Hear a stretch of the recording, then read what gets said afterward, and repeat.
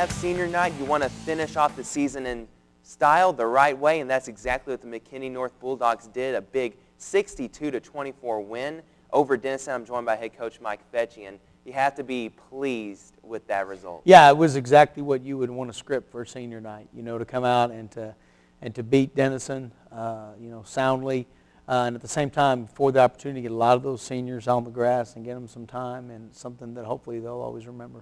Have you ever, in your past, had a senior night quite like that before? No, I don't think so. I've been on the other end of that before on a senior night, but no, I don't think so. One of those nights where it's just, everything kind of went your way. The ball bounced your way the whole night, and it was nice. It was real nice for us to finish up the year that way. Let's go ahead and take a look at those highlights. You're going to start off the game running the ball effectively all night long. Ronald Jones with the 35-yard touchdown run to give you a 7-0 lead early. Yeah, Ronald, Justin did a great job for us pounding the ball downhill this whole drive, and Ronald steps in, and his first touch of the night, he takes it 35, and he's just gotten better and better each week. Both those guys have, and we're real glad to see what Justin was able to do the night, and then also excited for Ronald and his future with us.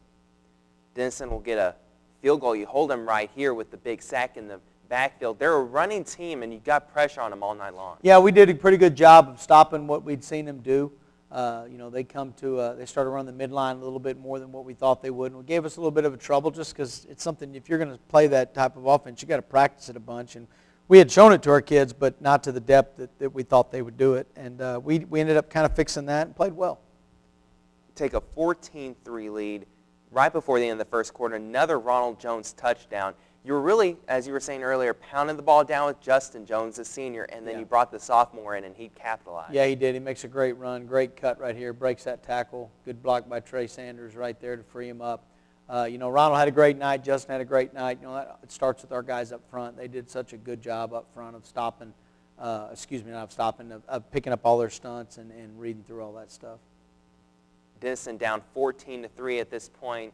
Of course, more pressure in the backfield, and the special teams all night long had several big plays, including this one from Mark Bresnahan. Yeah, this was a nice deal. Mark fields his punt and gets north and south, breaks a few tackles, and is able to go take it and go score. Anytime you score points on special teams, that's huge because it's such a momentum swing in your favor when you can do that. And it was nice for Mark and nice for us. Here's that midline look that you were talking about. What's the key to stopping that sort of discipline. It's assignment football, and somebody's got to have dive, somebody's got to have quarterback, somebody's got to have pitch, and at times we did that, and we were always there where we needed to be. It's just the speed of it. It's hard to replicate that, and that's what Denison does. Their sub-varsities all run just that.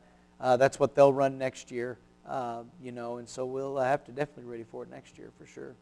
It's rare you can say this about any quarterback, but Ben Ducey had a perfect night, 7 of 7 for 92 yards and 2 touchdowns. That one to Marcus Nobles. Yeah, he did a good job. The times that we had to throw it or thought we could throw it, he did a great job of reading his keys, throwing the ball like he needed to, and just a really good night. Justin Jones, a 3-yard touchdown late in the second quarter. Point after it gets blocked and returned for 2 for Denison, so you lead 34-11 after that. Yeah, that was a frustrating deal. We hadn't had one blocked all year long, and matter of fact, haven't had one blocked in, I believe we were talking 3 or 4, maybe even 5 years, and they put that one back on us and went and took it and scored. That was a little frustrating, but we answered back with that. And Ronald Jones, 3-yard touchdown, his third of the game, makes it 41-11. You get the ball back on an onside kick. Yeah, we onside early in the half because they had got a personal foul penalty and moved the ball up to the opposite 45, and we were kicking into the wind, so we just kicked it on the ground over there. This one we kick off, and they don't field it. The ball's bouncing right behind them, and Trey Sanders does a great job of diving in there and taking the ball away from those guys. Turnovers on special teams are huge, and we were able to get a few of them. Justin Jones going to capitalize here, a 2-yard touchdown run.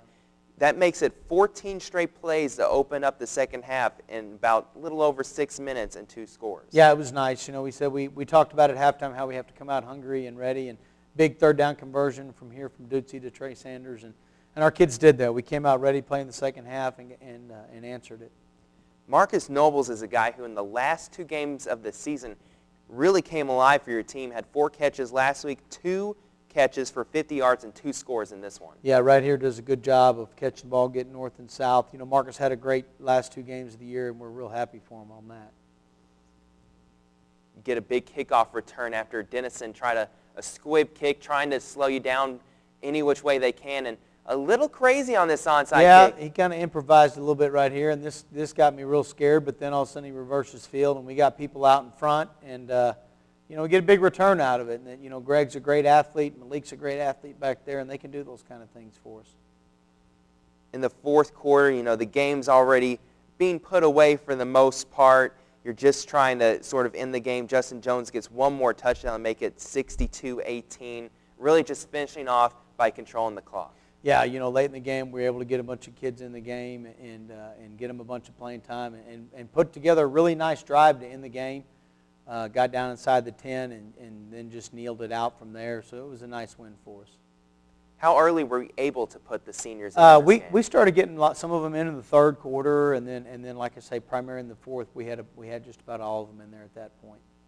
Was the plan to put them in at that point in the game all on? If it was closer, would you have maybe held them back a little bit longer? Probably so. Like I told you last week, you know, I mean, you never can script that stuff. You just kind of go off of what you feel and what's happening, and that's what we did. And like I say, it was nice for us that it worked out the way that it did. Yeah, it really does kind of turn out to be a feel thing. So you end Sure. the year 3-4 in district play, 3-7 overall. Of course, had that tough non-district schedule. Overall, what's your assessment of the season? Oh, I thought it was an up and down year for us. You know, we had some good things happen to us. We had some bad things happen to us. Some things we could control, some things we couldn't control, which is pretty much the case every year you have a season. You know, I thought we played hard week in and week out. I think our kids always bought into what we were doing. I think they always believed in themselves and in us. And you know, to finish one game out is frustrating. You know, because if you beat Wiley, then we're talking about playoffs this week and not off season. But at the same time, it is what it is. You know, we're going to go into off season, and these seniors were a great group of being resilient and just coming back each week and going to work and fighting and working and believing, and hopefully our young guys paid attention to that, because that's a character that we're going to have next year as well. Your 4 losses in district play all came to the teams that finished above you in district play. After playing them this year, you're going to have the same district next year. What did you learn about your team? Well, I mean, I learned, you know, the people in our district can score points. You know, we kind of are the Big 12 of the high school world, where offenses can put up a lot of points. And the 4 teams that are going to the playoffs are those 4 teams. They can score a lot of points in a hurry. You know, and so, you know, we'll spend time this offseason breaking down all those games, things we did well, things we didn't do well, you know, areas we think we need to improve on, and then just work towards those. And you know, next year will be here before we know it. Now, Lovejoy was the district champion of the district. They finished undefeated throughout the regular season, and you came within 1 touchdown of beating them. We did. You know, we played Lovejoy really close. We really got after Lovejoy and had every chance in the world to win that game and didn't do it. But, you know, kudos to Lovejoy. What a tremendous season for them to go 10-0 at any level is a great accomplishment, and then to go undefeated in the district that we play in. And to beat the people that they did was a very good testament to what they're doing over there. Obviously, after every year, you lose so many important players on your football team, but you have a lot, especially on offense, coming back to help you out next year. We do. You know, pretty much everybody on offense is back with the exception of Sean Yu. You know, and we'll lose Evan Jones and Mark Bresnahan that play that inside slot receiver, but everybody else is back. You know, so we're excited about that. You know, we're going to have to go to work this off season and get bigger and stronger and faster, and then find some kids to step into those roles where these guys are leaving from. Now, especially Trace Smith was hurt earlier in the year, didn't play the last 6 games of the season. You'll have him back next year. How much of a spark does that give your offense? Well, I think it gives us, you know, 2 good running backs that can really do things, kind of like we had this year, and that's what we do. You know, we run the football, we throw it when we can, throw it when we need to. But it's exciting to have Trey coming back, you know, and have Ronald back, and more importantly, to be honest with you, have those guys up front all back. That's what makes us go. It's our offensive line, and they got better and better each week, and they're all going to be back. We're expecting really big things out of that group. Now, you lose a lot of players on defense. Have a couple of, though, returning starters. Do you know yet who's going to be the leader of that defense next year, or do you still yet to be determined? I guess that's what find that out. Yeah, we'll find that out through off season, but somebody's going to have to do it. Matter of fact, that's the talk we had today, was that, somebody's going to have to step up. There's spots to be won. There's positions to be had, and somebody's going to step up and have to go take them, and we're going to have to go from there.